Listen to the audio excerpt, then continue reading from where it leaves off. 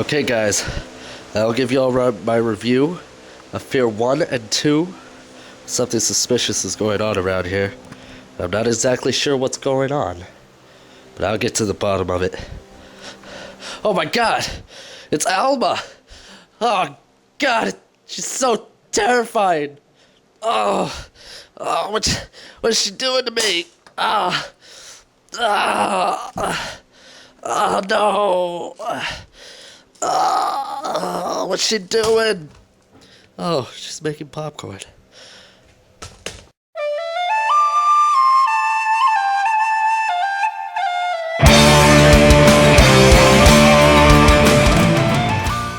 Okay guys, now let's go ahead and get to my review. Now, we're going to review F.E.A.R, which stands for First Encounter Assault Recon. Then we're going to review F.E.A.R 2, Project Origin. Now, first off, obviously, is the first F.E.A.R game. Now, it is a first-person shooter in which you play the point man. They don't give him a name in an attempt to basically make you that character. But you play the point man in the F.E.A.R group, which is basically a government team that deals with paranormal events and tries to contain them and such. Now, you have the bad guy. I don't remember his name right now, but he basically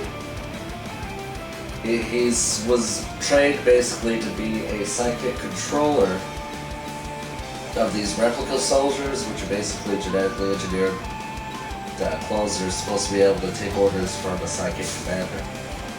Now, this guy goes crazy and he's using the replica army for his own advantages now. And so you're sent in to try to contain the situation. Then you have to go through most of the game trying to catch up with this guy.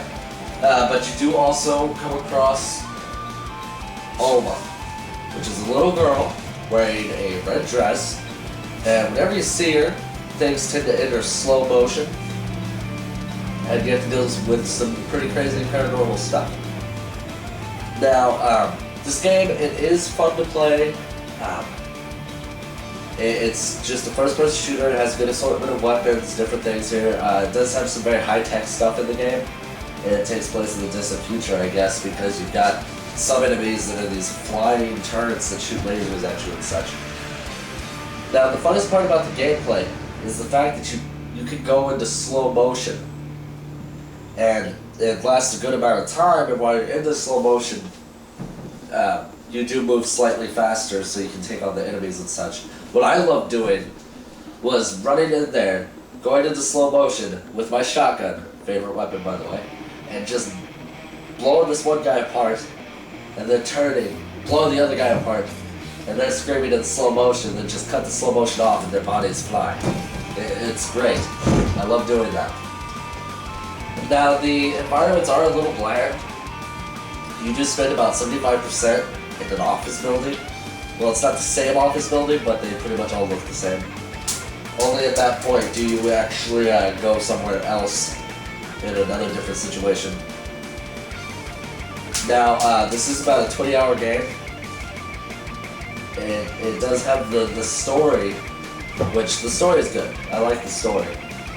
And as you progress through the game, you find out more about Alma, and you find out more about the bad guy. I believe his last name was Patel, or something along that line. And so that's just what you're trying to do. You're trying to get through. It does have fun gameplay. It does have sort of a. It has an atmosphere. It's not necessarily frantic or anything like that. It is slightly creepy, so it is a good mix of that. And I did enjoy the game. And now we'll move on to F.E.A.R 2, Project Origin. Which, with how the first game was, I was actually expecting a lot more from this game. Okay, in this one they do increase the atmosphere, they do a lot more things with the paranormal aspects and such. But I felt like it needed to be more. They needed to experiment more, and it needed to be more atmospheric. Now the gameplay does have the slow motion again, But it doesn't feel as if it lasts nearly as long as in the other one. Now, another thing is, I think what takes away from the atmosphere and the creepiness of this game is the fact that, well, in the first one you fought a mech a couple of times, but in this one you actually have segments where you will drive them back. And I felt like that took away from the game. I really just didn't feel that it felt like it fit in with what they were trying to do with this game. Now the story is good. You learn more about Alma and such, and she's in this game a lot more. But I don't know, the first game it had that kind of mystery, like what was going on, what's actually going on. F.E.A.R 2 doesn't really have that. The story is pretty straightforward, and there's no great mystery. What I think is there should have been a few more enemy types. They pretty much have the same enemy types from the first game. They just look prettier. Yeah, yes, the graphics are updated, but I had a problem with the graphics. Sometimes, well, they do look good, but sometimes they look blurry. Occasionally they seem sort of fuzzy, and a lot of times you can see the different layers of shading with the flashlight. And so, although F.E.A.R 2 is a good game, I expected a lot more of it. I only wish that the atmosphere was as good as Condemned 2, which I have not beat yet. But Condemned 2 has a lot more atmospheric qualities, and they're both from Monolith Productions. And so, F.E.A.R 2 was good. I expected a lot more though. Hopefully, in the inevitable sequel, we'll have some more options. And also, it would have been nice to maybe have a co-op mode. Play it with a friend.